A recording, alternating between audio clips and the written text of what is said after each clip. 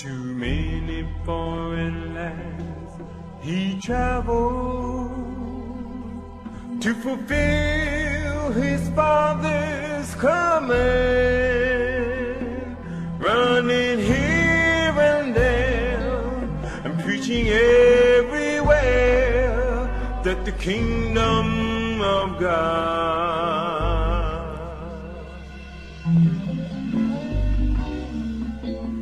is at hand.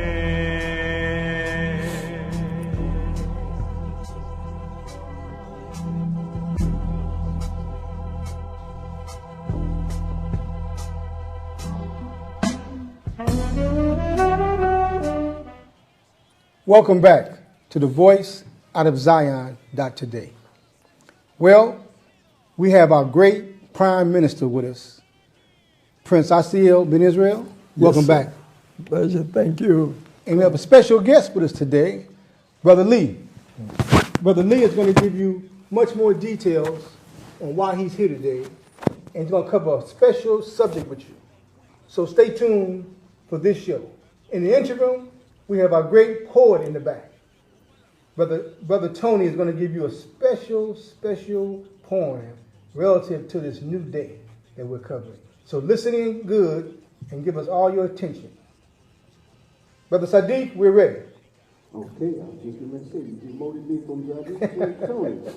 Can't demote you. Fantastic. Hello, Prince, Brother Lee.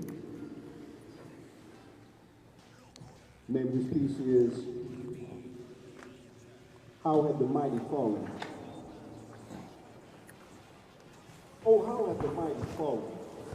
How low have the highest fallen? How far have the mighty fallen? So very far away from home. There was a time in ages past, before the first became the last, before the secret word became profaned, when the priestly grace was duly ordained. Peace and harmony with watchwords then, and justice prevailed amongst gods and men. But the mighty have all fallen.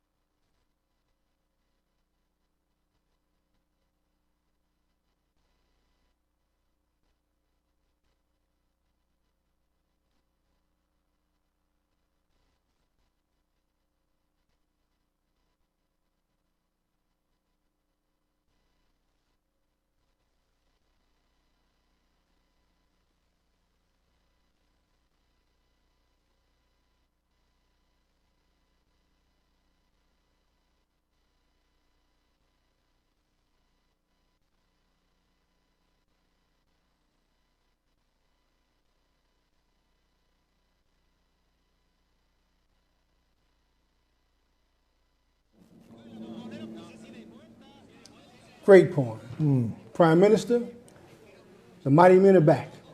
And that's what I wanted to announce.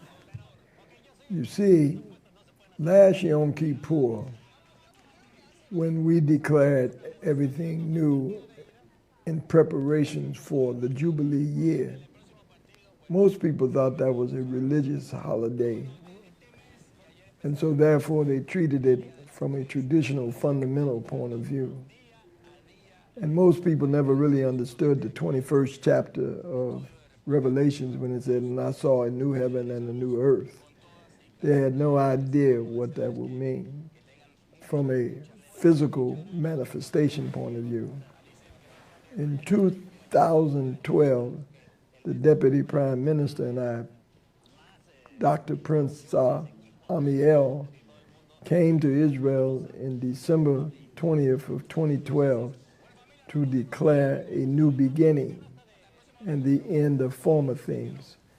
Most people was trying to figure out, how's it going to happen? The Mayans had predicted that the world would come to an end, and then the scholars updated it to say it would be the beginning of a new age, just like the Ice Age, the Bronze Age. This was the age of righteousness that the Creator had said he would usher in to have a new beginning. And so when he and I was in the city of Beersheba, the city of Abraham, we came there to declare, just like Abraham did, that it was a new beginning. He said, even though I send you into a land where there are 7 nations more stronger and mighty than you, you don't have to make no deals with them to compromise the things that we did. And because we made it 50 years in the Holy Land, based on Dr. King's epiphany and vision that caused him to say he had been to the mountaintop and looked over and seen the promised land. He said, I may not get there with you, but we as a people will get to the promised land. Well, that was in April of 68. In May of 68, Prince Keskiahu and the anointed Ben Ami landed in Israel to plant the seed of righteousness, and Prince Keskiahu stayed for 1 year on the kibbutz in the northern part of Israel to begin the reclamation of the holy seed planted back in that land. So we began to grow in that land. And all growth is challenged by weather, by natural insects, by neglect. But nevertheless, you go back to the parable of the sower of the seeds. Some seeds would fall on stony ground, some would fell among thorns, some fell among rocks. Right. But then there were some that fell in fertile ground.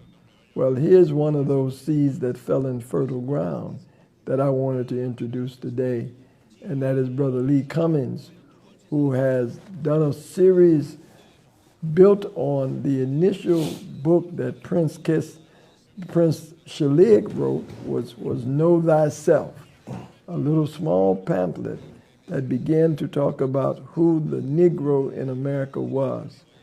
And that was the beginning of us waking up. It was like a nursery rhyme in those days. Are you in the truth? Is what we used to say in the beginning, meaning, do you really know who you are? And do you really know what you're supposed to be doing? And I remember clearly when I first came into the knowledge of self, I used to ask, well, if we are Israelites, why aren't we in Israel?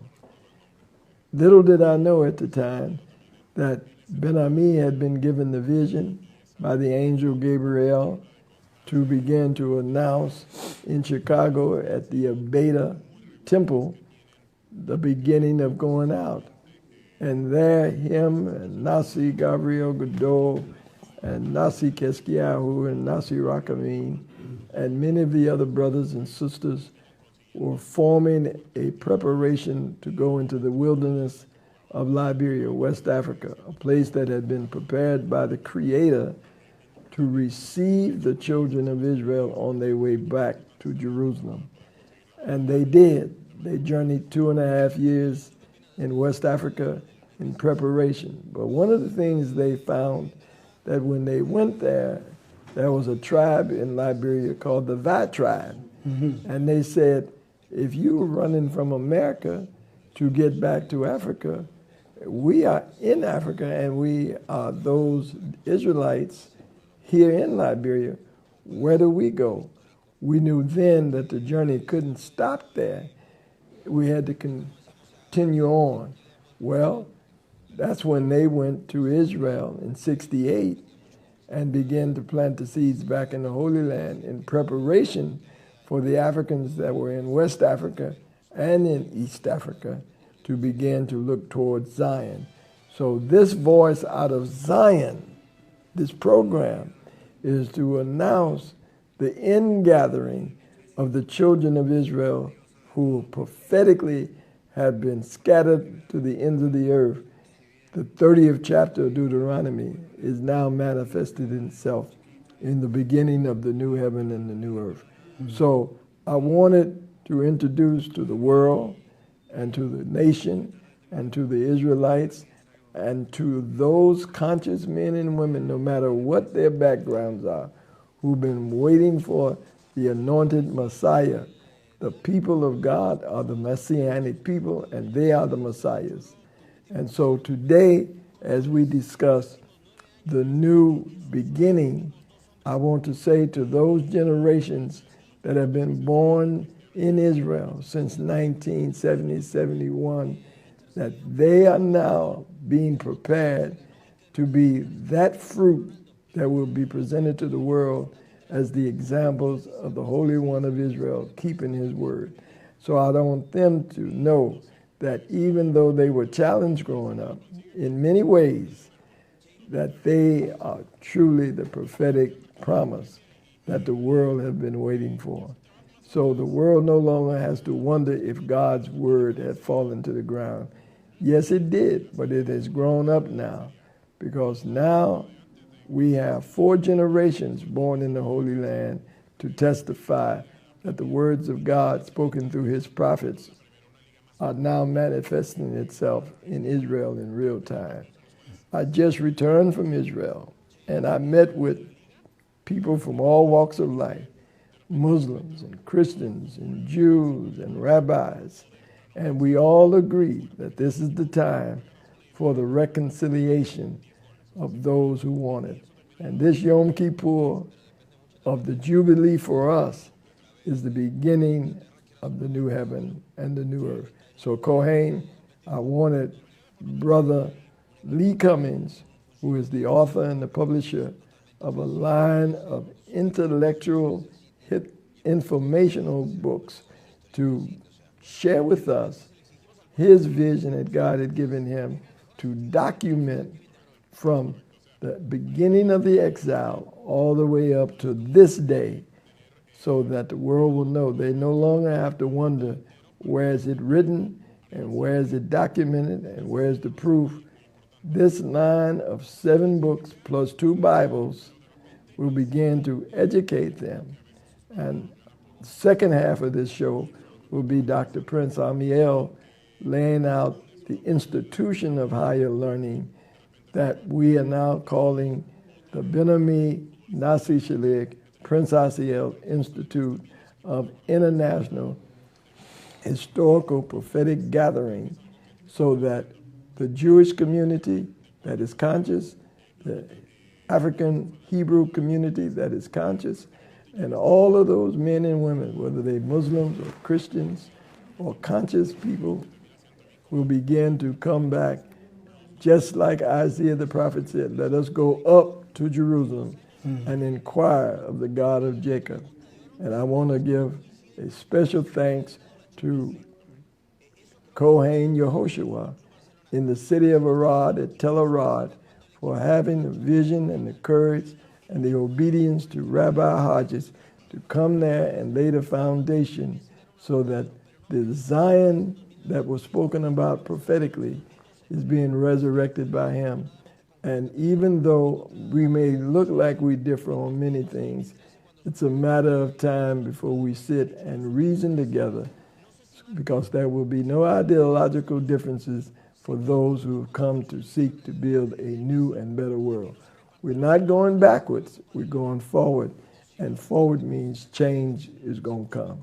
So I just wanted to begin, Kohen, by introducing Brother Lee Cummings to lay out to you and to the world what the educational material he has developed for the redemption of the planet. So I just wanted to say that. Well, hallelujah. We're looking forward to all of that plus more. This is our day. Right. Well, Brother Lee, you have the spirit of the ancient scribes, and your writings are not just historical information, but it's going to be coming alive in this day and time. Right. So we want you to speak about your writings, the things that you see, you saw, and let's put it all in perspective for us today. Well, the impetus for creating the Negro Question book series was I saw that the history books were full of lies. Mm-hmm. So I said, okay. What I would do was I would take the internet and use it as an archaeological tool to go into these private libraries, museums, private collections that these Europeans or these Gentiles had around the world with our real history. Mm-hmm. So I used the internet as an archaeological tool to go back and to take back the untampered artifacts, any ancient or medieval manuscripts, any eyewitness accounts that could prove who we were. Okay, so I started at the most finite or the smallest level, the beginning, to determine, is this thing true? Are we really the Israel of the Bible? So I found, case in point, I found a map that was created in 1751 by Emmanuel Bowen. Emmanuel Bowen was the royal cartographer for two kings, King George and King Louis. Mm. He goes into West Africa, and he came up, I don't know if you guys can see this map, but this particular map, this is called the Negro Question Part 2, but this map, which was created in 1751, actually 1747, it shows that the Europeans called it the Slave Coast, but the original name on this map is the Kingdom of Judah. This map also is being housed in Northwestern University's map inventory. These Gentiles, or these Europeans, Anglo-Saxons, whatever y'all call them, they've been knowing since 1747 that the so-called Negro is Israel. They refuse to teach it in their universities, and they refuse to teach it in their public school system. That is just one of the highlights of the book series. But the book series is designed to take a person that you don't know you Israel, to bring you to that consciousness that you're Israel. Then the series itself, it goes back. Everybody that held Israel captive took a snapshot of him. We call it a picture in our generation. But what they did in antiquity, they would create stone still images of Israel. Everybody that took Israel captive, the Assyrians first. I don't know if this is what I'm supposed to be doing, but I'll show you anyway. It's okay, take your time. When the Assyrians took Israel captive, they took a picture of Naphtali going into the captivity. And this is what Naphtali looked like. I don't know if that's a zoom in, but this actually would represent, based on the division of land, this would probably represent 4 tribes going into the Assyrian captivity. Okay. The Assyrians took a picture of Israel. The Babylonians took a picture of Israel. They were all black people. Okay. When Vespasian Caesar destroyed Jerusalem in 70 AD, he also took a picture of the Hebrews. He placed it on a commemoration coin. So what am I telling you? The evidence, and this is that coin, I don't know if you can see that, but this commemoration coin that Vespasian Caesar had minted in 70 AD depicts the Judeans as what? Black people. So the idea, once I realized that I had stumbled onto the real artifacts, right. So I followed the the timeline into the future. So we went from 70 AD, backed up, came through West Africa, dropped our people off in the southern states. There's an article in there from Louisiana State University that states that 16 slave ships came from Judah, dropping slaves off at the mouth of the Mississippi. I knew then that this conspiracy was strong. Right. And the conspiracy, it begins with the museums, the government-sponsored school system, and the churches. Okay. And what has taken place is they allow history into the classroom, but they will not allow the eyewitness account. And this is what's happening with us. we are people that have been funneled into a school system that refuses to teach the truth about Israel. Case in point, and to simplify this, and I don't know how much time I got. You know, you can always tell the mental condition of a minister when you either walk into his church or you look on the walls of his church. The book teaches that Jesus had hair like lamb's wool, feet that looked like it had been burned in the furnace. This is a nappy-headed Messiah. Right. But when you walk into one of the churches, you see what? White, blue-eyed Jesus. Total contradiction to the scriptures. The Negro Question book series is designed to take the reader from consciousness to consciousness, not to leave you in an infantile state where you go into one of these Hebrew Israelite camps and all you learn is that you're Israel. Well, we don't just focus on, the series doesn't just focus on Israel, you being Israel, it focuses on the fact that you have been a part of every major government in the world. Did you hear that? Every major government. Elam, the Elamites. Cyrus of Persia. Cyrus of Persia, people don't know this. When the Lord chose Cyrus, he chose him why? He was the seed of Abraham.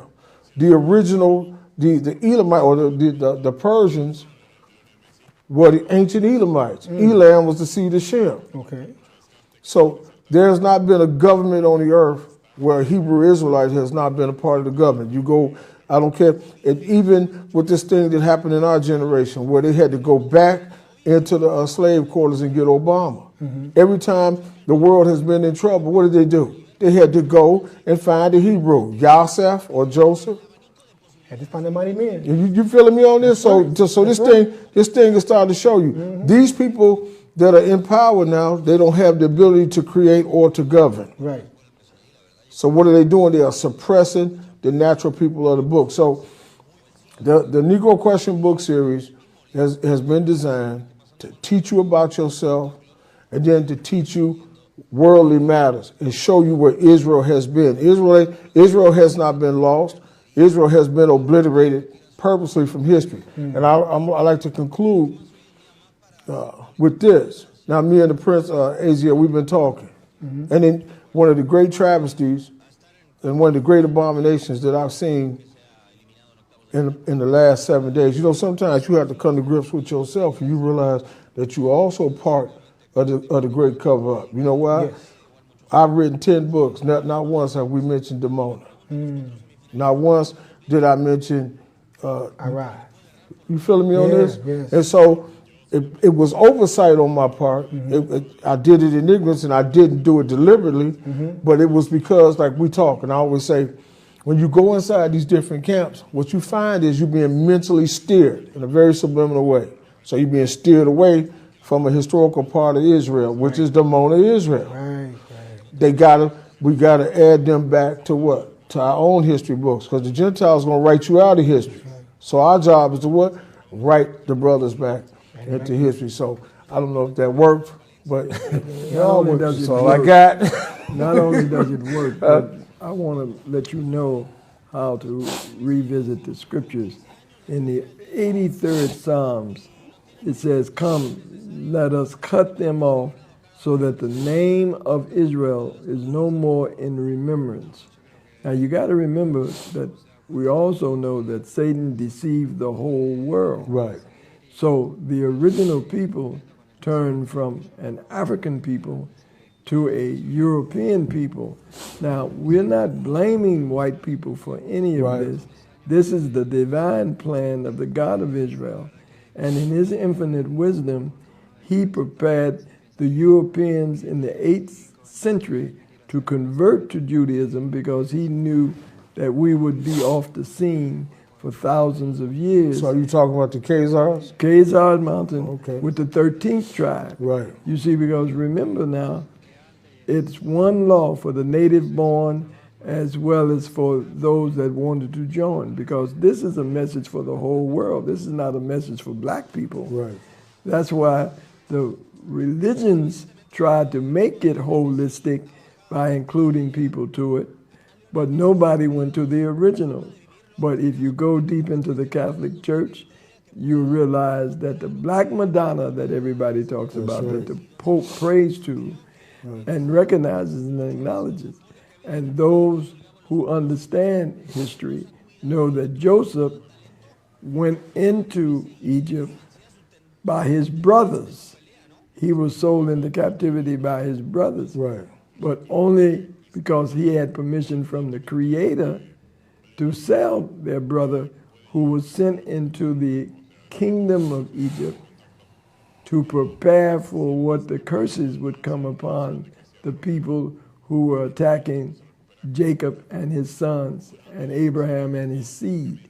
So I'm trying to let you know that the great work that you've done, Brother Cummings, is getting ready to be acknowledged as the work of God. And as the Kohen said, as one of God's scribes in the new generation of the resurrection of his people that had been scattered, not lost, you are fulfilling the prophetic word.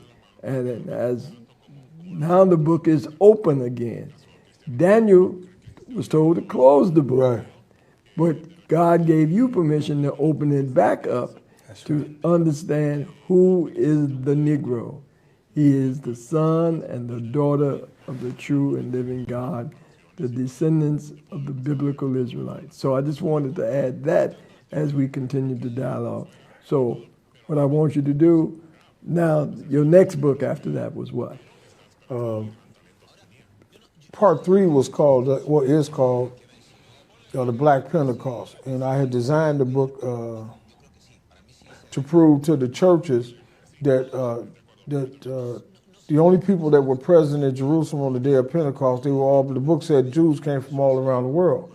Well, we know, according to the book of Acts, that Peter was the first Gentile that was brought into the church was who? Cornelius. Yes. So we know at that time, and he made a comment. He said it's unlawful for me to go into any other nation, right? Mm-hmm. So what does that mean? That means that nobody was in Jerusalem on the day of Pentecost but what? Black Hebrew Israelites. They came from Troy. Troy, the ancient name of Troy was what? Phrygia. The spelling for Troy in the New Testament, the book of Acts, is Troas. But Troas is really Troy. King James traces his lineage back to Brutus of Troy. And when you go back and look at the original artifacts with King James' name on it, guess what it says? He calls himself a Jacobite. Mm-hmm. You know, the only person that calls themselves a Jacobite is what? Is an Israelite. Right. That's right. The Catholic Church put the great lie out that he was a homosexual, even though the man had 9 children. Right. King James. King James was not an English king. He was King James VI of Scotland. The Scots were a black people. The eyewitness account proves this. Professor Boyd Dawkins, Benjamin Franklin, among others. All these are European scholars. So these Scots, King James VI, his son King Charles I, his son King Charles II, they were the original colonizers of the 13 colonies. You only had one colony that was colonized by a German, and that was King George. He was a Hanover German, and even he wasn't an English king. He was a German Hanover. Mm. This is the secret of history in the United States. But where am I going with this? These black Scots, the original blacks of Europe, black Scots, black Brits, there's an artifact in this book that proves this point clearly. There is a manuscript there's an eyewitness account from a former Secret Service agent by the name of John Mackey. John Mackey describes King James, his sons, and his grandchildren as being swarthy. Swarthy in medieval times was code word for Negro or black. That's right. And this is an official government document. Mm. These were Jacobites and Israelites. And there's another image in here. This was written by, he knows this guy, what's his name? Joseph Williams. Yes, Hebrewisms of West Africa. Right. Hebrewisms of West Africa. He writes about 100,000 black Irish children that were sold, that were shipped into Barbados by Cromwell in 1643. Right. So if we just did the basic math, you say, okay, 100,000 black children, black Irish children that were in Ireland, but the white men or the Europeans said that there were no blacks in Europe. Right. If you gave each one of these kids a mother and a father, you'd have 300,000. Right. And that's just a bare knuckle backup estimate. So what we're trying to show you is the black plague that the Europeans talk about in Europe was really what? Was black people. It was code word for black people and the black kings of Europe. Right. So part 3 and part 4, the missing link, was to show that Israel was not lost. All of us, all the teachers and the scholars, we have well documented Israel coming in from West Africa to the southern states. But where we lost Israel was after 70 AD, nobody could trace Israel, his footsteps. We found Israel in Europe, and we brought Israel down to the 13 colonies. And there's a book that I wrote called The 13 Black Colonies, where we proved that King James and them were descendants of Zara, the seed of David. We proved that emphatically. How strong is the proof? None of the European scholars dispute it, and they will not go live and do a debate concerning the matter. So that was I jumped ahead of myself. Part 5 was I did a timeline. The Lord showed me that the timeline was off. We had been using the Archbishop timeline, I guess, for the creation of 4004 BC. But there was always 150 years missing in the timeline. You know what the problem was? The foundation was off. The 4004 was wrong. So what I did is the Spirit of the Lord moved on me one day and said, go backwards, use the timeline that Gabriel gave to Daniel. Right. So when I knew that Gabriel was putting history back on its correct course. So I used an algorithm and went backwards. I know that Zedekiah went into Babylon in 587. I know it all started around 609, 606, but I know that he went in 587, so I went backwards. I took the 588, 587 BC, and I added the 393 years of the kings of Judah reign. That brought me back to 980. Once I got to 980, that brought me to, I added 40 years to it, and brought me back to 1020 BC, to the first year that Solomon began to rule. From that date, I started going backwards in time. I found, from that timeline going backwards that Gabriel gave to Daniel, I was able to locate Joseph in the 12th dynasty of Egypt. And from that same timeline, I was able to locate Moses and the pharaohs with the last name Moses in the 18th dynasty of Egypt. I was able to get accurately get the correct year of the Exodus, 1496 BC. These so-called European scholars are saying 1250 in Ramses. No, man. Our people was in Ramses in the book of Genesis. So when they saw Ramses, they thinking, oh, no, that's the reason why the scholars are saying there's no evidence of Israel in the ground because they're digging in the wrong layer of dirt. Ain't that interesting? So from this timeline, we was able to go backwards in time, get the right creation. That's what part 5, Joseph in the 12th dynasty of Egypt, was designed to do. Part 6, we discussed, and part 7 was the Swarthy Memoirs. That book is based on nothing but the eyewitness account. But the Gentiles will not allow the eyewitness account into their classrooms. They allow what you call history. But the eyewitness, he can't get in. So these different parts are actually different books. And the thing about the different books is I manipulate the books in such a way that I always give Israel a place in the books, in some of the books, but I don't highlight Israel in all the books to elevate the mind of the Hebrew. Sure. Because you can only write so many books about being Israel. Right. So you still want to educate the brother. And then I wrote the 2 Bibles. The 2 Bibles were based on, I didn't want to just, like my brother, the Prince, mentioned the brother that just died. What was his Bible? Cain Felder, African Heritage Bible. Right. Now, great Bible, black artifact, black images, but they were not verified. They are not verified, and they were not, they didn't come from museums. They didn't come from private collections. Well, this Bible right here, you know, this Bible right here is called the Negro Question Bible. This book has verified, authenticated images. All the artifacts, all the images in here, you can find in the museum. Black Moses, Black Abraham, Black Joseph, King Jehu, the Levites with cornrows, Moses, the tribe Naphtali. We got Levites on coins coming out of France. All these people are black. And so that's what this book was designed to do. I'm not into black images. I'm only into what's written. So if you go behind me and try to refute anything that I say, I got the reference for you. Okay. And then the last of the books that I wanted to discuss was the Seven Seal. And it was dealing with, I wrote that book because we got our people are sitting under weak ministers. Yes. So if you got this book and your minister is weak, you can still save yourself. Mm-hmm.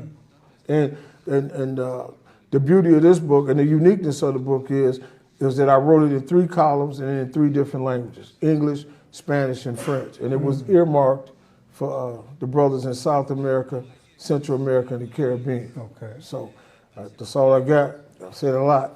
Well, what I want to build on that, Yeah. Cohen, That's all I got. I want to build on that by starting that after Whitney Houston made transition, I got a call from a rabbi from New York, Mark Snyder. Okay. And he wanted me to come down to Palm Springs, Florida, and speak at the invitation of S. Daniel Abraham, who is the founder and developer of Slim Fast, and has built a synagogue down there. And so I went to that synagogue rather than go to the funeral because I knew that prophetically there were Jewish members who knew who we were. So as I was being introduced to Mr. Abraham, the rabbi said, "Prince, will you tell Mr. Abraham how your tribe got black?"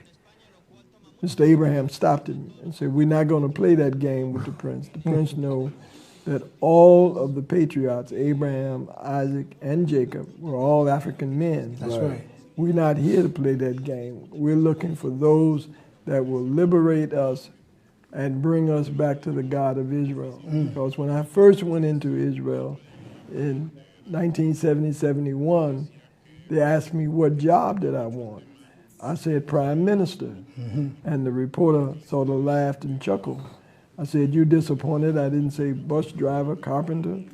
I said, Israel needs to be brought closer to the God of Israel. That's right. And you need to understand. And we've returned back to Israel, not to punish you, not to make war with you, but to bring truth back in the midst of you. Right. Because you know fully well that you converted to Judaism, but our way of God makes it for all man Right. to be part of this, and women.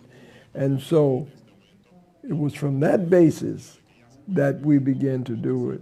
And the Deputy Prime Minister will talk about his experience of sitting in the audience, and he'll tell you about his experience of what the people said after we made the presentation. And I say that to all of our Jewish friends and brothers and sisters around the world, that you don't have to worry about us being anti-Jewish or anti-Israel. Right. We are pro-truth and pro the God of Israel for all of the family to be reunited. So you're going to hear a new message coming out of us and a new understanding about what people have said before and a clarification of truth. So Brother Lee, you've done a great job by collecting and being obedient to the Spirit to document, just like it was told, as described, write. And you did that. And so I want you to know that we've been placed here for you so that you will know that it is not a religion, it is prophetic that God has brought you for such a time as this, because the new heaven and the new earth is in the beginning. And so the institutionalization of your books is going to be foundational to the training and the re-educating of the people around the world. See, because when you go back to the Scots that you talked about and to Joseph Williams, Hebrewisms of West Africa, there's another book called Thou Chasing and the Sons of Our Waters that speak about the whole East African slave trade, because as you know, from the Nile to the Euphrates, it's 23 African countries. That's the Holy Lands. Right. So all of those people, that's why you see the Ethiopians, the Eritreans, you see the Sudanese, and you see all the way down to Uganda. The people in that East African corridor are the children of God, and they've been waiting on us to come back and guide them back to truth. Can I interject? Yes. You know, we had this brief conversation yesterday about how Ham, the sons of Ham, come to America to get an education. Now, people don't know this. Their universities were burned down. Their libraries, Timbuktu. It was all that was burned down. So guess what? They have to come here to try to find themselves. Right. But the people, they run into the same darkness that we run into daily in the United States. We go into a government-sponsored school system that is full of darkness. When we leave the government-sponsored school system, we go into the churches. It's full of darkness. So what we find is we find double darkness, and Ham finds that when he comes here. Yeah. So Ham, he cannot find himself unless Israel finds himself. Right. Because right now, the only nation that's producing light is America, but America's producing light because of us. That's right. We sending light and life into the world. Now the light's coming out of Demona, but people come to Chicago because we the guys. Right. It's just the way it is. I mean, I'm just a regular guy. I tell you that all the time. I'm a regular guy. I'm Joe Ordinary, and this is the way I talk. We the guys. People come to hear the truth. Mm-hmm. But if the teacher is still fast asleep, the whole world's going to be, this is that, I'm talking, but this is that which was spoken of by the prophet. Can these bones in the valley live? A valley full of what? Dead bones. Right. And it was the whole house of who? Israel. And so if the light bearers sleep, who gonna wake the world up? But then it says, arise and shine, for thy light hath come. And he's talking about you and I and those who, I tell everybody that Chicago was the portal. There's a reason why Jesse Jackson, born in North Carolina, had to come to Chicago. That's right. There's a reason why all of the men, including Obama, became president, had to come to Chicago in order to get. And isn't it interesting that his name is Barack? Because couldn't nobody understand. Barack was a Hebrew judge. Right. Mm. And so him coming and judging America and blessing America for listening to him, they saying it right now. He's the best president that they ever had that took the people back. He was able to give them health care. He was able to give them hope. He had the audacity of hope.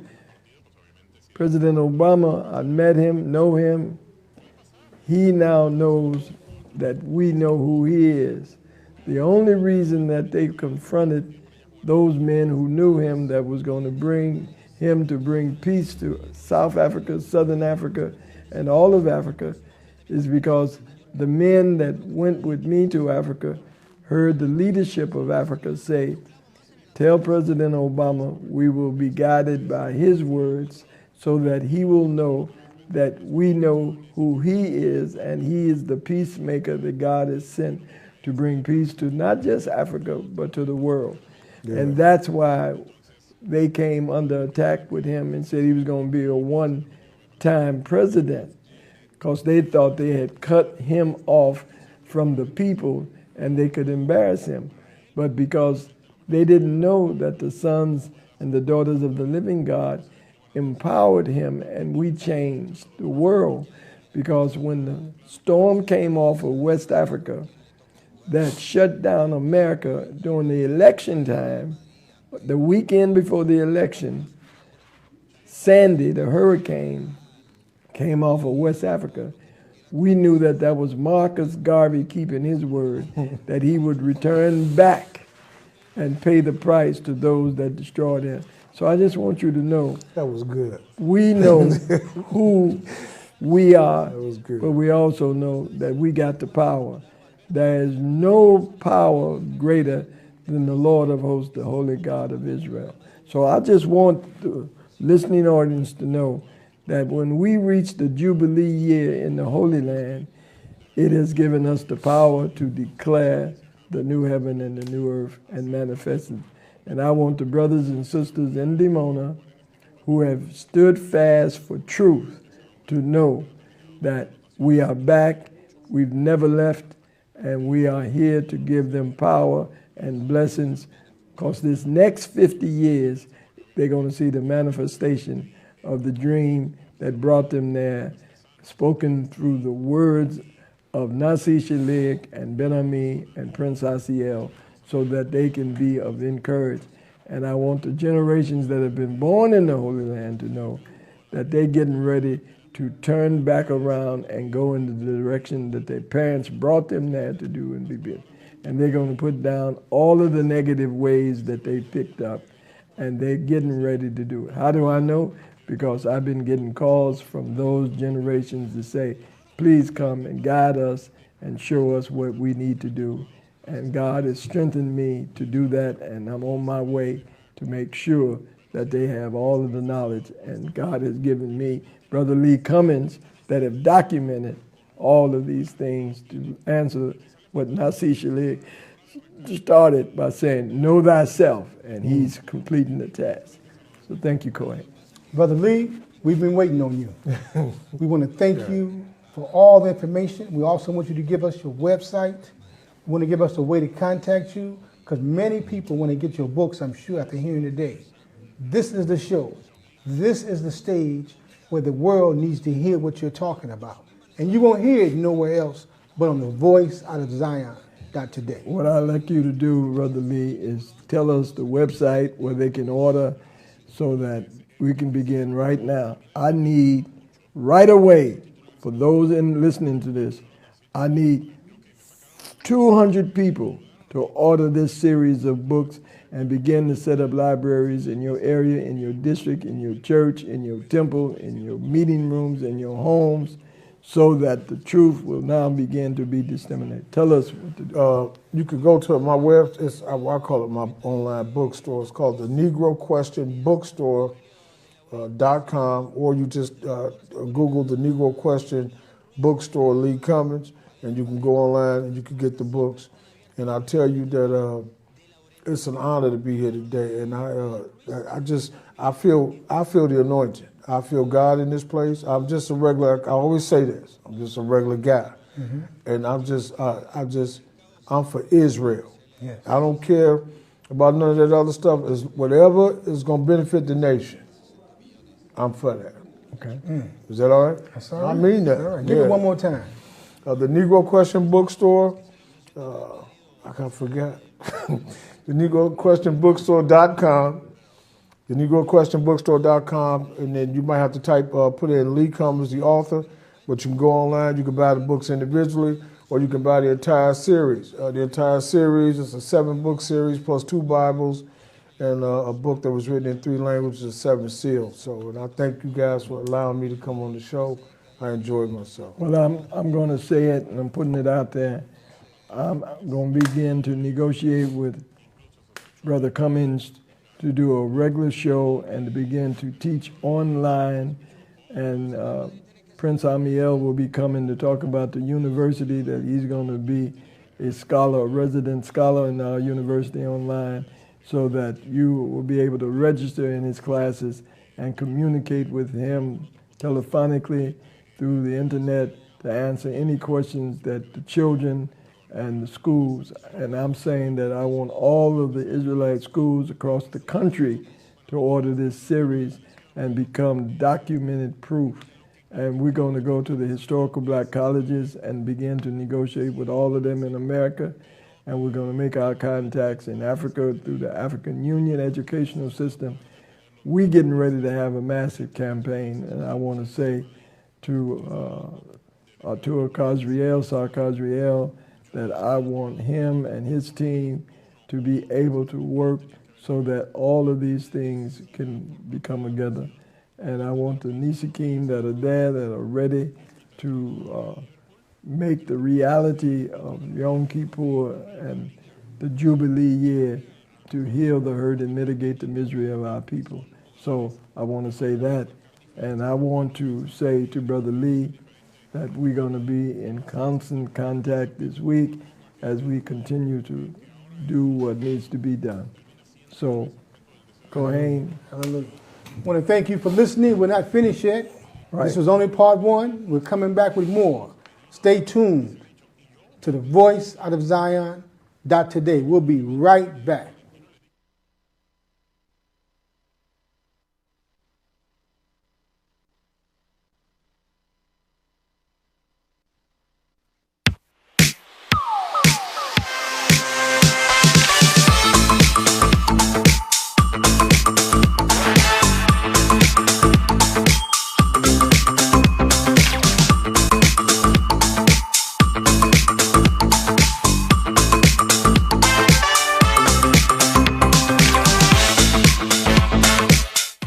What's it like working with your family? Good question. Right, great question.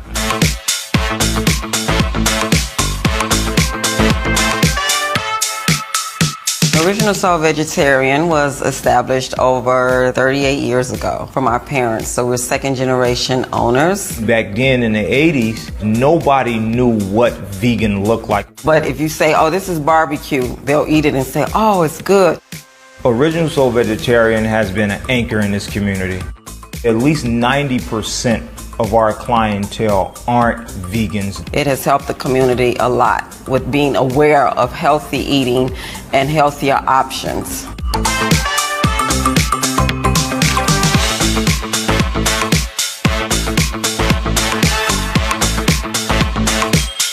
Most of everything that we sell is sourced locally, and it's all made in-house because it's just not about food for us. Your health is your wealth. Just add something healthy to what you're eating. You're gonna feel better.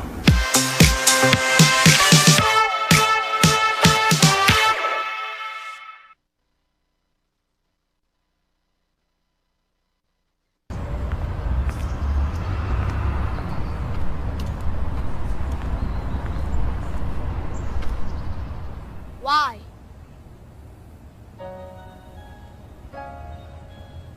Why? Why are you following me? Why my hoodie make me look suspicious? Why does my music make me dangerous? Why are people that are supposed to protect me attacking me? Why are you afraid of me?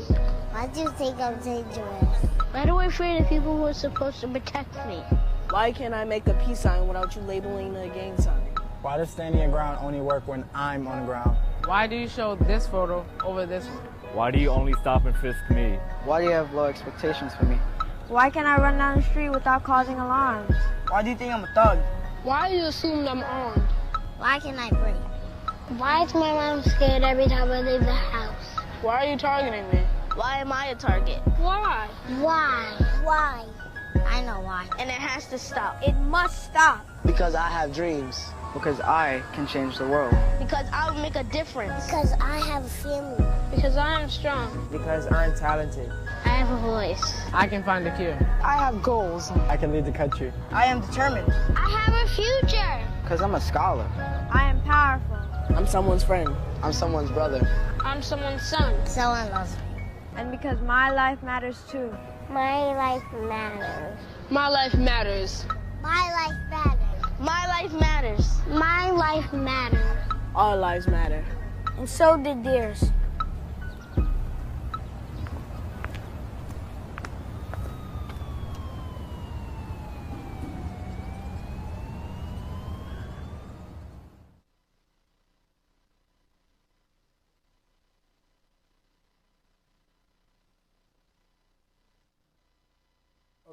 Thank you. Welcome back to the Voice Out of Zion today. Well, we still have our guest, Brother Lee Cummings here, but also we have special guests with us also, our Deputy Prime Minister, Prince Dr. Sar Amiel. How you feel, Sir? Great, brother. How you feeling? Super.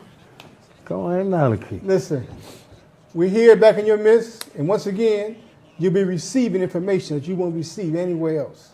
This is key information for this new age. So stay tuned if you want to know what to do in this new age. Talk to us, Prime Minister, Deputy Prime Minister. Tell us what you got for us today. First of all, it's an honor and a pleasure to be here with you and the Prime Minister and Professor Cummings. And we are honored by your presence simply because you bring the truth. And that is the reality of our existence. And all throughout, as you succinctly put it, all throughout history there's been a presence of the Hebrews. Now, just like everything else, the Hebrew reality was a concept. It was an idea. It was an imagination, as was the God of Israel. All the gods that existed on the planet. But the beauty of the God of Israel, which has been testified to by all of the scholars on the planet, was that the God of Israel didn't choose you. It was a God that you chose of your own free will. Right. Because once you get into coercion and you get into force, you get into the realm of anti-God behavior.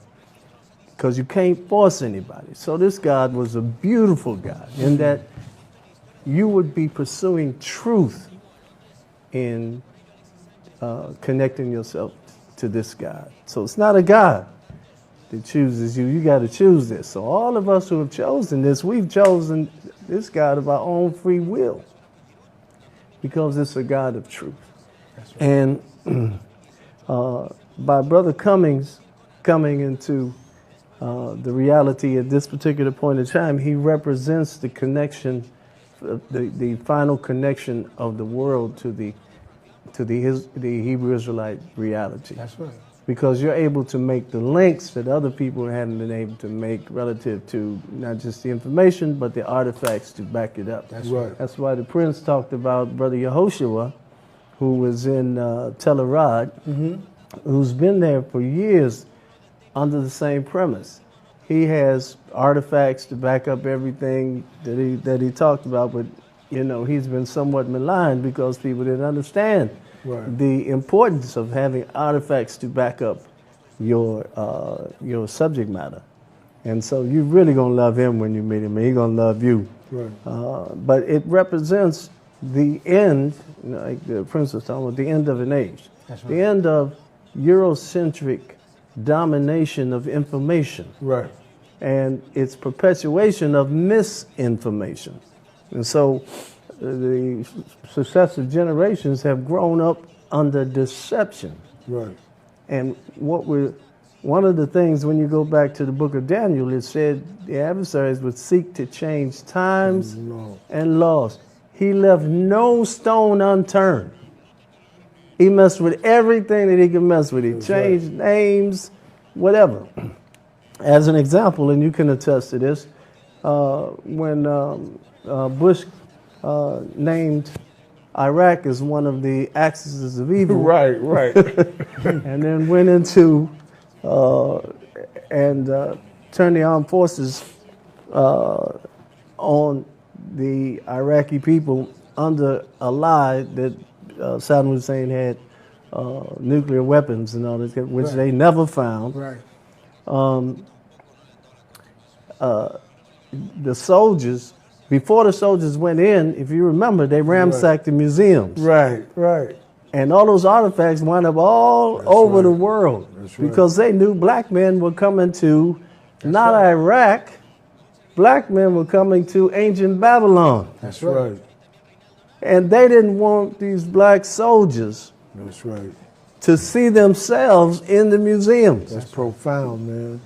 And all throughout history, you can look at where they changed the names, and it throws you all the way off when they change the name. That's how profound it is. Because then you have no highway to connect things, to connect dots. That's right. So that's just a testimony to celebrate That's you. cold, man. Oh, listen. You know? Can I? Yeah, absolutely. When they said that Saddam Hussein had weapons of mass destruction, you know what it was? America had cut a deal with the OPEC nations, that no nation on the earth could purchase oil unless he first purchased what? The U.S. dollar. Saddam Hussein started doing business with the euro dollar, the Europeans taking the euro dollar. And that's when it caused our economy to flutter. That was the weapon of mass destruction that he had. He stopped taking fiat money that's not backed by gold or silver. And then he had all kind of projects going on to build his own pipeline. Because he had made a... They were smart. Yeah, he had made a deal with Jordan to build a pipeline from Jordan to Iraq. Because that region was moving on. But the whole, what they call European foreign policy is a policy of destabilization. Right. To destabilize, especially to destabilize the Middle East. Now you got a simple scenario that's been turned into this great big intricate thing. But you have Islam who at a certain point on the extremist level was dedicated to the eradication of Christianity or the Islamization of the whole world. Right. That was the goal. But Christianity was the same thing. So all of these things are being played out, and we're not really looking at it like the Kurdish situation in Syria today.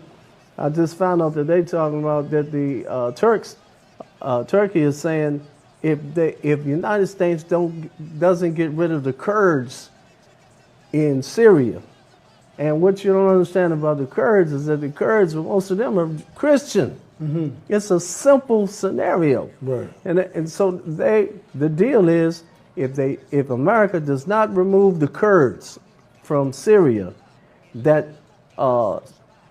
Turkey said it's going to come in with all its power and its vengeance to get rid of them and to claim the territory. Right. That was in news today. I just want to divert for a second because many times we do these shows and people say, well, you all are giving us all this information. You know, we want to know what we should do. What should we do? So I just want to divert a second because there's a suggestion that we have for all of those who say, well, what do we do now? Right. When we go back to the Cain and Abel situation, the problem was that there was no love. Cain didn't have love for his brother. Right. Mm-hmm. Which, if you don't have love for your brother, then that's the source for conflict, which goes back to time immemorial. Because I just want to enter this to the equation for all you scholars and everything out there, because a lot of times we don't want to deal with this thing, how everything evolved from people of color. Right. So even if you're white with purple polka dots, you all come from the same strain. Right. That's right. So now, we're looking at this this reality of not being my brother's keeper. The world powers, whether it be black, white, or pink with purple polka dots, are paying for the reality that there have always been anomalies as it relates to births. Mm-hmm. You know, right. In time, period. So you had situations where, based upon lifestyle, based upon how you eat, how you dress, things, the environment that you reside in and all of that, that there were anomalies like what you see today, like what they call albinoism, right. or the other term for it is leprosy. Leprosy. Yeah. But there's another term which deals with the Mongoloid reality. And so when you look at those two aspects, you try to figure out how did it get so diverted? How did the generations get so diverted physically from this one strain? And when you look at the history of leprosy, and you look at the history of what is now termed autism, right? When you look at that, the traditional reality was to shun them. That's true. And put them out, and they would be on their own. And what happened is that there was so much of that at a particular point in time that these people began to group together. That's right. And they grouped together, and then they became sophisticated. And preaching, man. And developed culture. And began to develop themselves. But the impetus was the hatred that they had for the people who put them out. That's right. So you're talking about on the Mongol side, and you're talking about on the leper side. So what happened is the chickens had come home to roost. When the Europeans finally showed up, where they had organized themselves, and they've been going across the world with a vengeance. With this anger. Because they hate the fathers. Yes. And they hate their fathers and their mothers because they shunned them. And one of the redeeming qualities of the movie called Panther was they showed the problem with the brother's keeper's problem when the young brother that they left out, right, who they had shunned, he was the most important person in the whole movie. And people didn't understand because that was the brother's keeper scenario playing itself out. In that, when he found out at some particular point that he had been shunned, he became an enemy. Right. And his whole impetus now was to get back. That's true. And that's what we're dealing with on the planet today. Yes. Everybody's getting back. So why did I trying to get back at somebody for something, you know?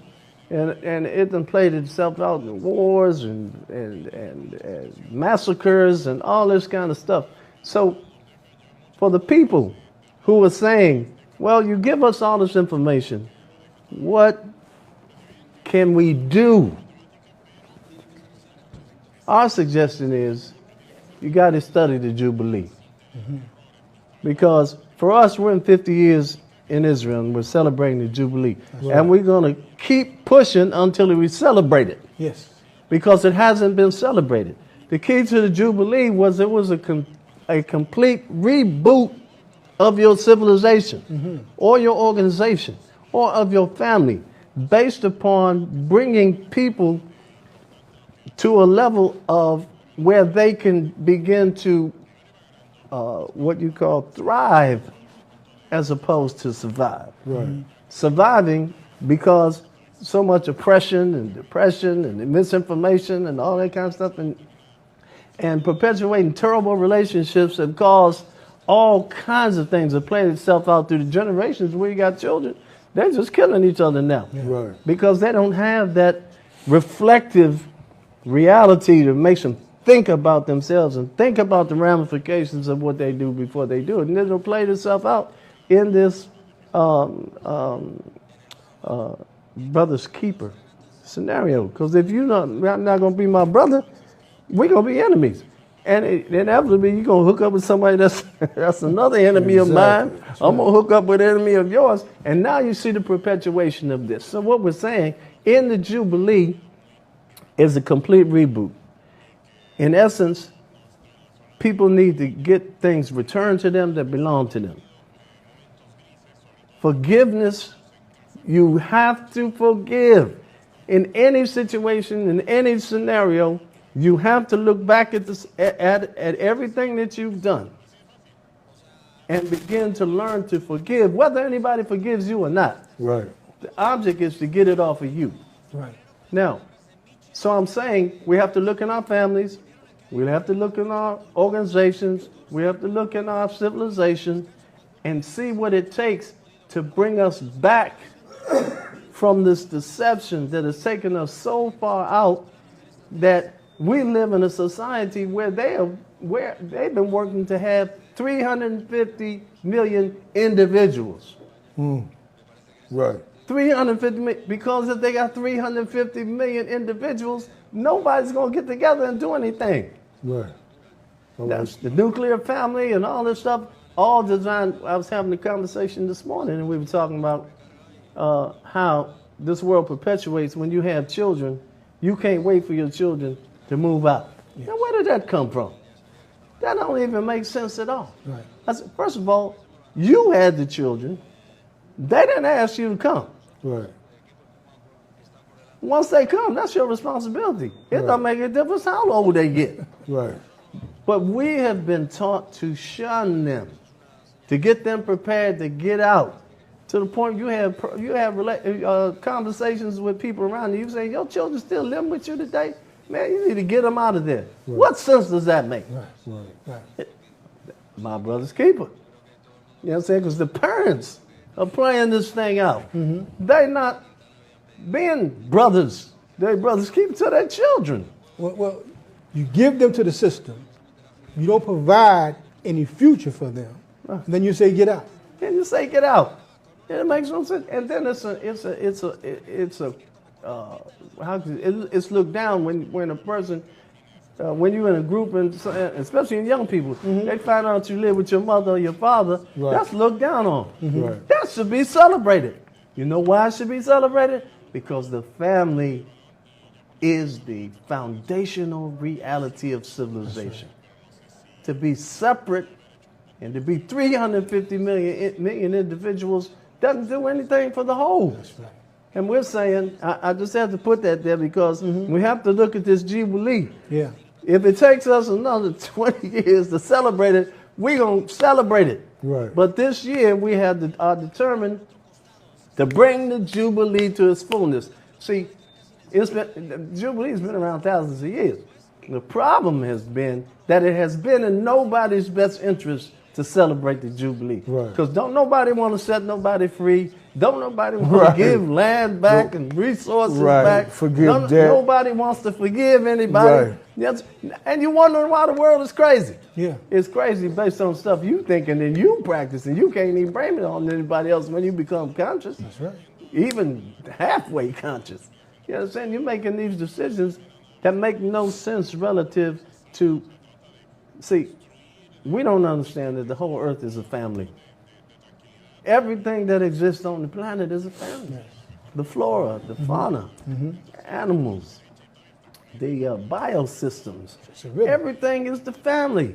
Everything. And when you're not thinking in terms of being the brother's keeper, you're not taking care of your family. You're not thinking about anything outside of you. So how do you expect, if everybody thinking like that, how do you expect to be safe? Right. Can't be safe. Happy, joyous. Right. All it can, and if it comes, it's going to be fleeting because somebody's going to disrupt it at some particular point. So we're often asked that question. I wanted to speak to that today because we're asked that question all the time. Once y'all give us this information, what are you supposed to do? The thing you're supposed to do, align yourself with the concept of the Jubilee. Yes. But it's a practice. It's something you want to know what to do? That's what you have to do because you can't get the home plate before you leave home plate to get the first. That's right. Right. So you ain't going all the way around until you get to the next base. And I'm saying the next base is you got to work on yourself. You got to work on yourself, your relationship with yourself. That's right. Your relationship with your family members, your relationship with your community. All of it is supposed to reflect, I am my brother's keeper. Let me ask you, if I Yes, can sir. interject. Yes, sir. If this is indeed the Jubilee, and you state that the Jubilee should encompass or incorporate the entire human family. Yes, sir. So if that's indeed the case, then the Jubilee should also reflect the teaching of real history. Absolutely. Because just like the so-called Negro or Israel has lost himself in his community, the Gentile, he has a made-up history. That's right. Because, and I like to, and I want to say this respectfully. You find a lot of subliminal statements being made about our fathers, that our fathers had an oral, they handed their history down, it was an oral tradition, when in fact that was a lie. Right. And it's subliminal and it's insulting because it intimates if you don't have an alphabet, you cannot have what? Civilization. Right. There's no way you can have a civilization without an alphabet because every generation has to start what? Start over. Start over. So when they say the Negro had an oral tradition in Africa, they basically called him a what? A barbarian. Right. Now you say, why? What does this have to do with the Jubilee? Well, the Gentiles write in their history books that the barbarians overran the western leg of the Roman Empire in 449, 450 AD. Mm-hmm. Who were these barbarians? These are the people that we call lepers, or what we commonly call, that took on the name Anglo-Saxons, or what we commonly call Europeans. And I don't mean that in a derogatory or racist manner, because we believe, like the elder Brother Prince said earlier, we believe in the recovery of all the sons of Adam in this particular Jubilee. Right. But at the end of the day, I bring this up for a reason. Mm-hmm. This Jubilee should also encompass the Gentiles or Europeans being taught their correct history. They have a right to know the truth about themselves. One of the lies that they have been taught is that they came from the Caucasus Mountains. That is impossible. Yeah. Yeah. It is geographically impossible because the Caucasus Mountains run through Russia. And these are not descendants. These are not Russians that are ruling over us. Mm-hmm.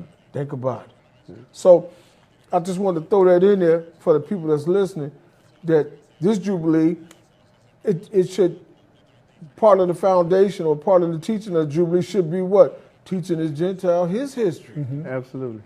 And you have Black History Month, but the Gentiles don't have White History Month. They don't want you to know. They don't want to know. Right. So I don't mean that in a bad way, because everybody wants to know needs to know their history. That's right. That's all I got. But it's important to put things in perspective. Right. And what we do here is we put what we understand and what we know in perspective. Because the only way you're going to learn it is to learn it in its proper order. Procession. Right. We talk about that a lot. It's important to understand how things fit. Not just have the elements, but how they fit in place. Because by fitting them in the proper order and in the proper place, it gives you the strength, not just knowledge. Right. So knowledge by itself is not enough. That's right. It's the strength and the wisdom to go along with that to be effective. And what you came with came right on time. This is the season of what you brought. Right. It's the season for you.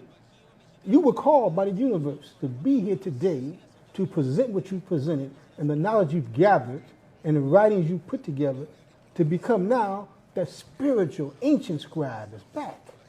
You see? And we take you in with open arms because we've been waiting on you. I appreciate it.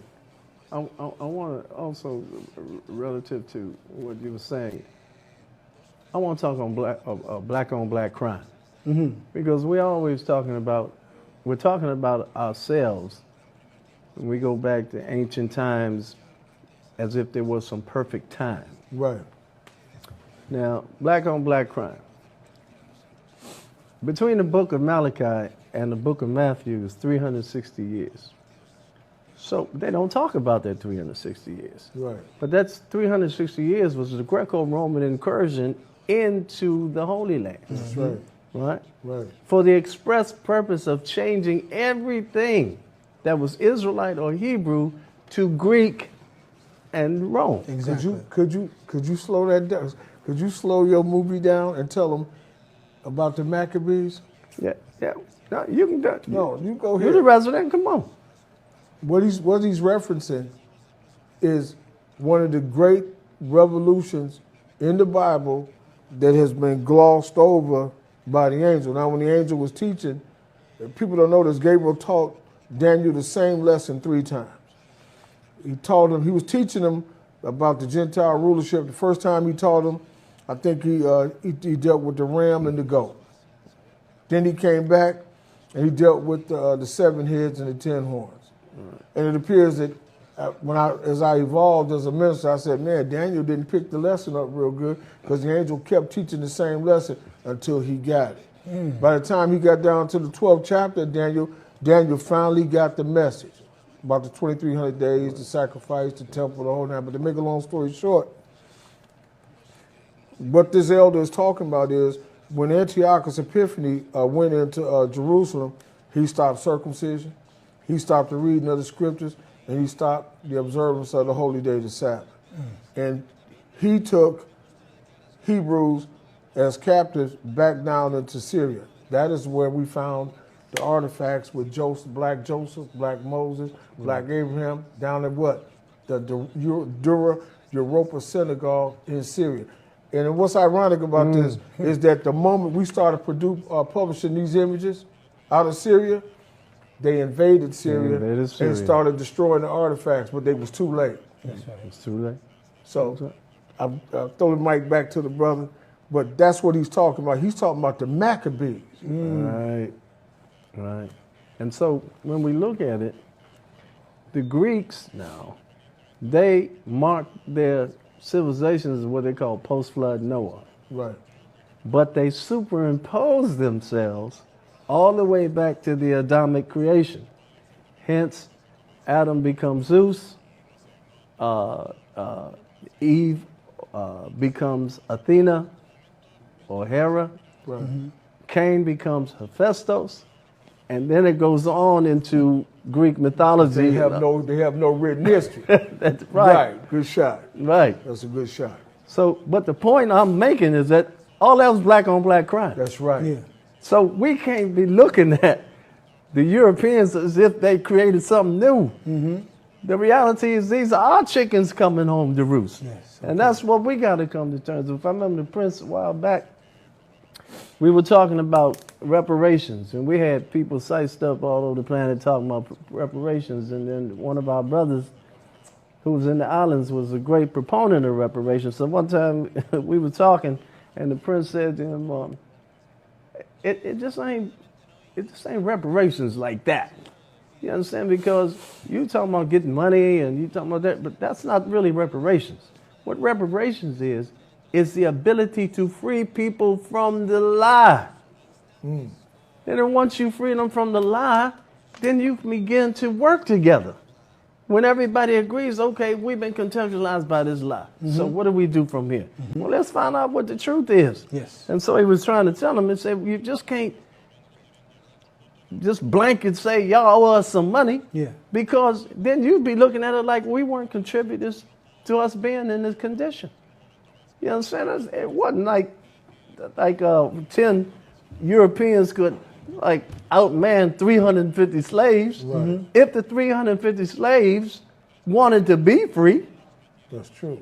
So there was something else taking place, something that had taken place in our sociology and in psychology that allowed us to allow us to be subject to something that we did not understand. Yes. But we didn't understand that it was us doing us, going back to the history. See, if you don't go back far enough to right the wrong, and this is what you're saying about the artifacts and everything else, because it proves the point that we need to stop saying.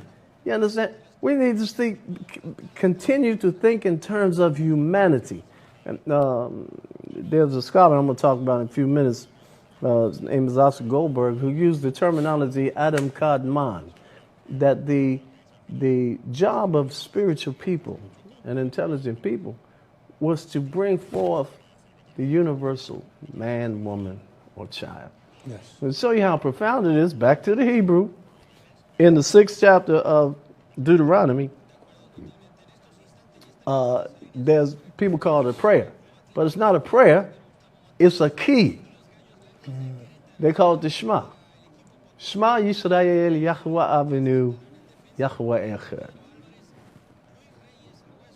Hear, O Israel, the Lord our Yah is one, the number one, Echad. Right. But Echad doesn't translate to the number one. It translates to unity, synergy with the universe.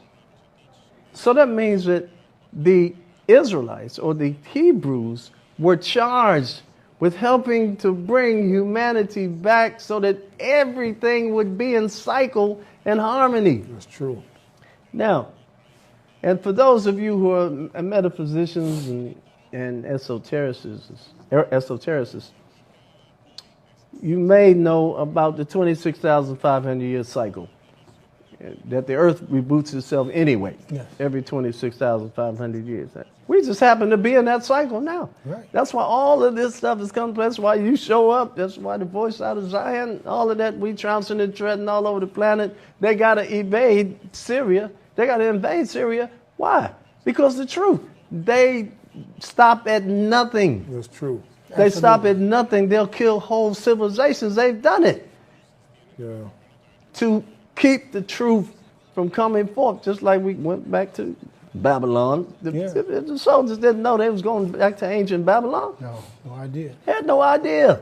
They didn't know it was. They didn't know Iraq and Iran. It was Babylon. It was Babylon. And they also didn't know that in antiquity it was Mesopotamia. Mm-hmm. Absolutely. The gateway.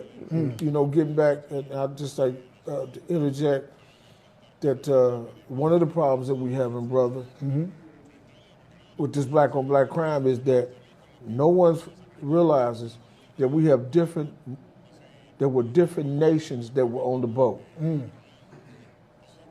But there was something on the boat that this Gentile has forgotten about. They were captured soldiers. Right. So the DNA of the soldier is in the ghetto.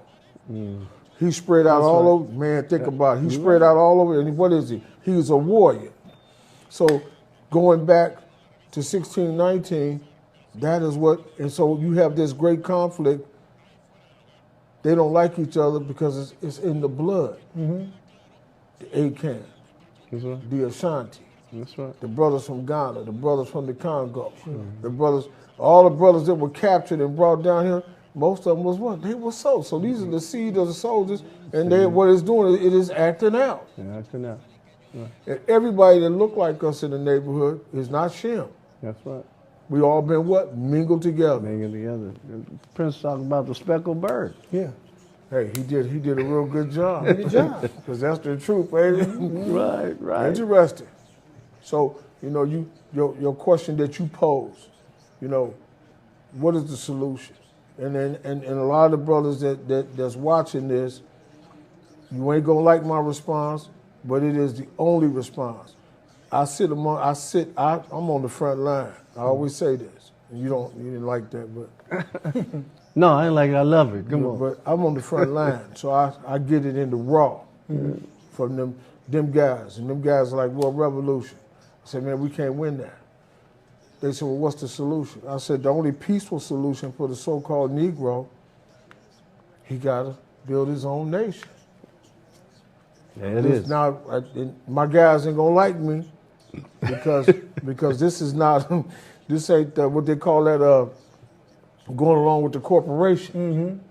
But the only solution for us is to have our own nation, and it appears that process started 50 years ago, and it also appears that them brothers in the land, the Lord has given them back the knowledge to build a nation.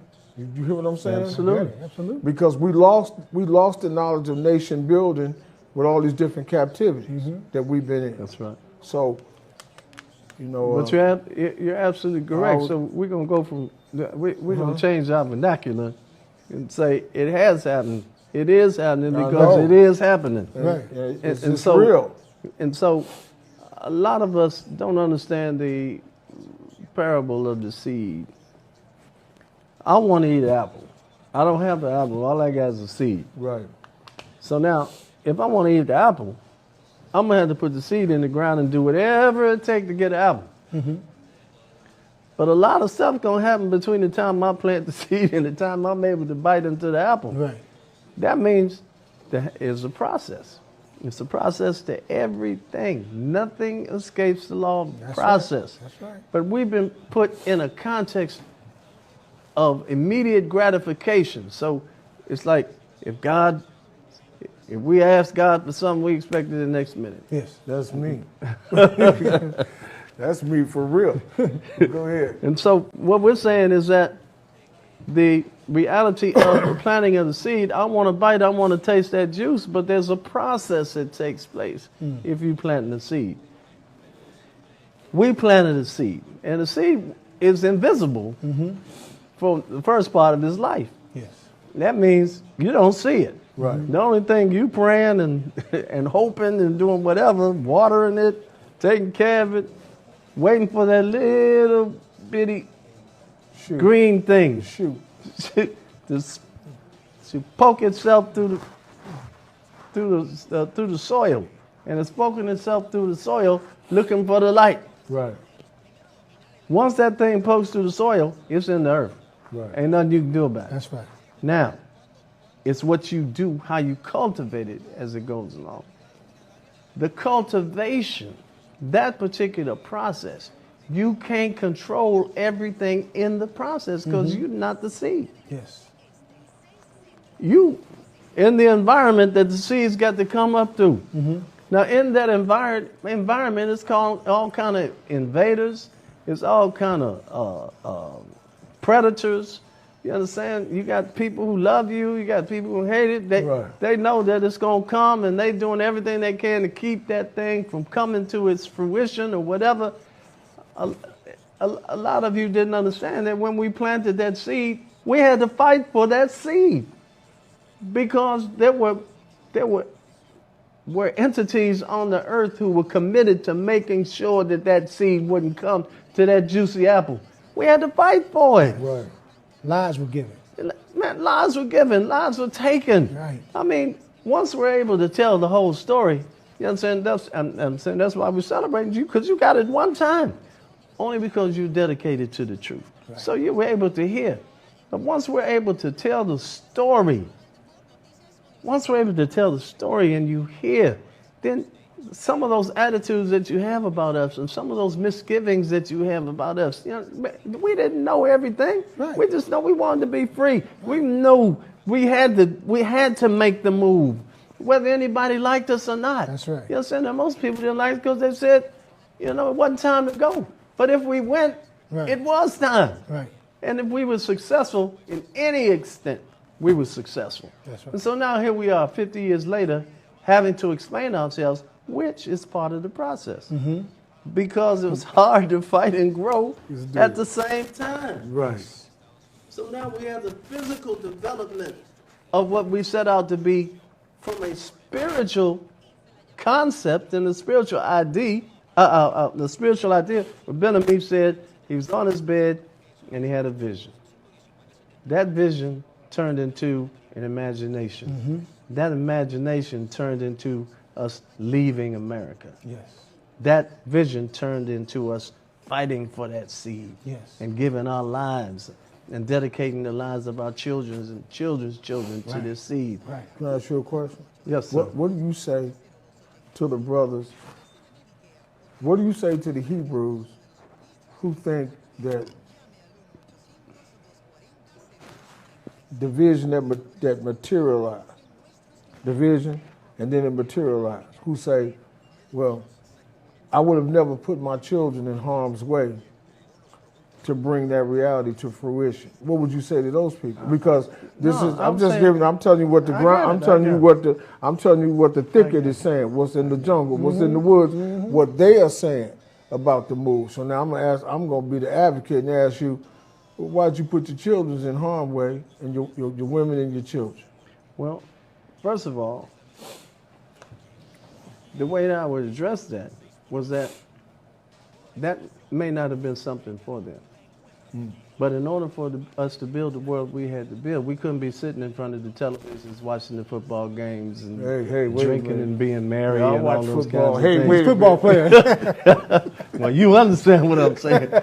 We couldn't afford to do that because in the geopolitical scheme of things, if you are going to develop yourself, if you're going to stand up in the world and say, I am that I am, their job is to make sure you are not that. That's right. And if you're not serious, you can't put your hand to it. That's right. So, I'm going to tell you just a little story to illustrate. When the Israelis negotiated the so-called Balfour Agreement and whatever to set up the Holy Land as a land for the Jews, they had an interesting scenario, too. They said, and they had many discussions, Golda Meir, all of them, and they had these discussions, said, well, we know we're going to be in a protracted war for maybe another 100 years.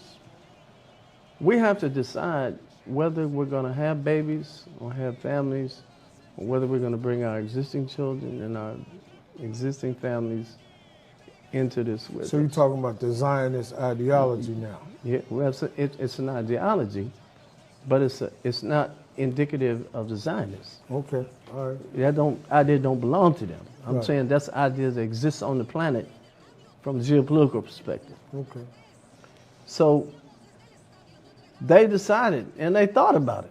They said, look, I'd rather have my family with me. I'd rather have my children with me if I'm going to go through that, because otherwise, if I leave them in an environment where I know they're going to be trashed. I know they're going to be harmed. Drugs, people who don't care about them, the whole 9 yards. So it's not like that.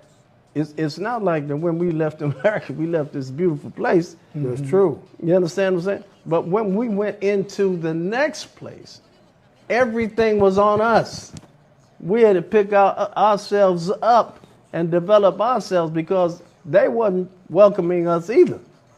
Now, I asked that question because that question was posed to, well, it wasn't presented in question form as it was the strength of this, it was the strength of the argument. And I was like, well, I couldn't answer that because I didn't plant the seed. I didn't go and I didn't take my hoe and dig, Right. So I couldn't respond to that. So that's why I asked you that. And my question, you should be asking these questions, but Go ahead. I'm enjoying it. But my second question, Take a look off of me. my second question, as the advocate. Oh. Now, we got to make sure that question is satisfied. Right. Well, I don't know. I'm okay with that. I'm okay with your response. Okay. I'm okay with your response. Well, you got to say that. Now we can move to the second question. Now, see, and it's critical that we not only have the voices of friends that do these programs, but it's also critical that you hear the enemy's voice. Yes. And that the people get to hear the argument. But your presupposition now is that we don't hear the enemy's Well, I have voice. to Hold it. I know. We done heard the enemy's voice I'm every day, all day, in our 50 dreams, our visions, our interactions. Yeah, but since I became y'all friends, I'm starting to hear the voice. Okay. And so you're getting the voice that we didn't have all the time. That's right. my point. So the voice is saying now, the voice says, prophetically, according to the script, they went before the time. Israel ain't supposed to go back into the land until the sound of the seventh trumpet. When the Messiah come back, he gonna take Israel into the land. What do you say to that? Well, if there's some personages or a personage that had an idea, and that idea culminated into us being in Israel, it's a no-brainer. I don't understand. I'm saying, if you're saying the messianic figure, I mean, that's subjective. I mean, who? I was having a conversation today. I'm saying, if somebody stood up today and say, I'm the Messiah, who they going to convince? Point being is that you got to be in the game to play the game. You got to be a football player to play the game. Right. Right? Right. So we was in the game. Right. If we was in the game, then that whole messianic thing is in the game. So now if the Messiah was supposed to lead you into the Holy Land, then there's some validity to the fact that there must have been a Messiah somewhere because we in the land 50 years. Oh. On you. Think about it. Think about it like this too, is that my sheep hear my voice. Somebody heard something. Somebody moved out of here in the time of confusion, in the time of destruction in America. Doing a terrible snow But that it never ain't hit just, before. But see, we ain't got to do the mystical thing. It wasn't a somebody. Ben-Ami specifically said he heard a voice. That's right. And that's what we went with. He said, I heard a voice talking unto me. Said it was time to take the children of Israel back to the Holy Land. And he started putting energy to it. He elicited the support of all kinds of people, not just what you would call African Americans or black people, All kind of people participated in this thing. That's why it's great that you come now, because we can tell the whole story. It wasn't just black people that created this scenario. Right. We never heard the story, Hebrew Israelite man. nation of Jerusalem or the kingdom of Yah. Right. The point is that we achieved what we set out to achieve. That's true. Now, everybody who's talking about nation time right now is late. Right. Now, I go on record saying that. Everybody who's How does saying that that. feel? How does that make you feel? Oh, man, it feels great. I'm just telling you, it feels great. I can tell. Your facial expression changed. Ain't no reed shaking in the wind. You look happy saying that, didn't I'm happy. I'm happy. Because let me tell you one of the reasons why I'm happy. Right. When I had my first child, I said when I had my first child, I'd either have a world for them to come in or I'd be building one. That was at 19 years old. Now, I can't be nothing but happy that I was able to participate in the building of the African Hebrew Israelite nation of Jerusalem, which elevated to the kingdom of Yah. Yeah, it's 50 years. But the reality of it now, we're in the next 50 years. It's a great dude. This is one of the, if somebody was sitting me down and it was like I was a shorty, and it's like, I'm gonna tell you a story. It's one of the greatest stories, and I'm a grown man. It's one of the greatest stories I ever heard, man. Yes, sir. You all, and I told you, I was proud of you when I first met you. I'm not interested in ideology. I don't care because I've evolved past that. You cannot discount the story. No, can't discount. It's one of the greatest stories I ever heard. I get chills when I hear this story because I used to be a gangster, and I know how it go. To leave your block and go take another man's block. And you know we used to have a saying, you knew the mission was dangerous when you took it. What y'all did, it has to be told because it's part of our history. I don't care what the issues are, the character issues, the personality issues, I hate, I like, I love, I dislike, that story has to be told. Don't that make that's real, right? Important. That's real. Very important. It's part of the history, man. It's like that's one of the greatest stories I ever heard, man. And on the next show, we're going to talk about, because we didn't get a chance to talk about it, about the fact that, because Prince was talking about the S. Daniel Abraham, who's a billionaire, who said that he's not going to play that game with the Prince, that old racist game or whatever. Right. When we went into the synagogue, there was supposed to be 12 questions. There in the land, or in Florida. Right. At his synagogue, the richest synagogue in America. And Prince was supposed to answer 12 questions. 3 of the questions, the 12 questions were supposed to be about Whitney Houston. And only 3 questions were about Whitney Houston. The rest of the questions were geopolitical. Right. They wanted to know why we came to Israel. What was his vision for Israel? What did he suggest that we need to do to deal with the peace process and all that kind of stuff? He answered the question so succinctly that when he came off the stage, I'm sitting with the elders, places back. They said we should nominate him as our ambassador to Israel. But the reason why I bring that up is because all throughout our history, because we've been living it, there have been people from all different walks of life, all different levels of life, who have corroborated the fact that we're supposed to be doing what we're doing right now. Matter of fact, when we got over our own sense of racism when we first went into land, we found out there were more people in the land, we had more friends in the land than enemies. Right. So, I appreciate so much sitting with you, Professor, and sitting with you, Kohen. And I know we got to close out. And so in the next episode, we're going to talk about some of those people who have corroborated who we are. And even up to sitting professors today who can corroborate through information and artifacts that we're these people. And if you looked at them, you wouldn't consider them part of your family. So we're talking about Oscar Goldberg and Bruce Rosenstock, who wrote the contemporary book called Transfinite Life, based upon the Hebrews, which was an utterance in a book that was written in 1925 by Oscar Goldberg called The Reality of the Hebrews. And in his book, his 4th chapter, is called The Reality of the Hebrews and Yahweh's Battle for the Earth, which is what we're in right now. So I'm going to turn it over to you. Hey, man. Hey, man. That's right. My man.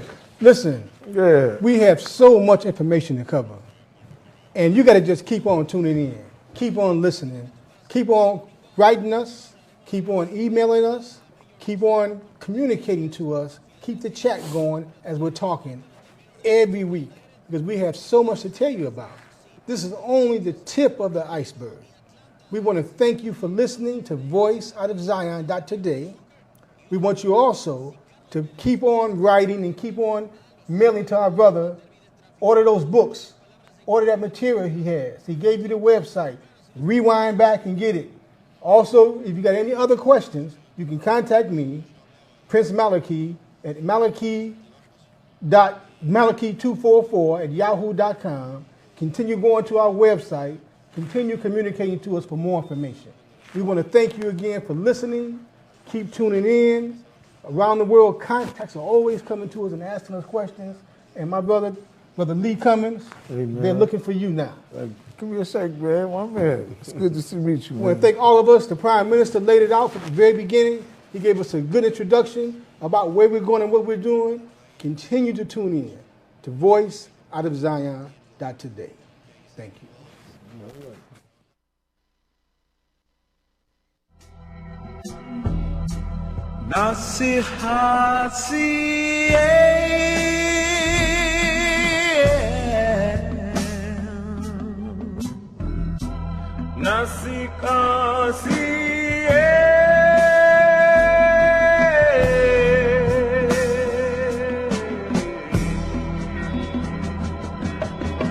We know that you hate it to go,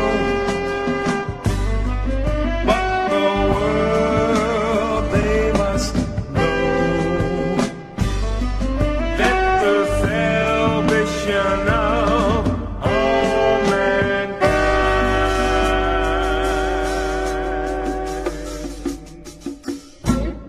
is in it.